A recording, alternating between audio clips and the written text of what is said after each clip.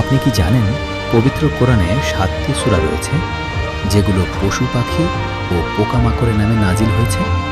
আসুন জেনে নিই সেই সূরাগুলোর নাম।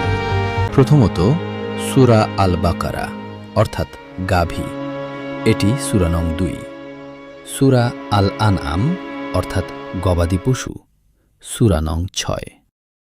সূরা আন নাহল অর্থাৎ মৌমাছি, সূরা নং ১৬।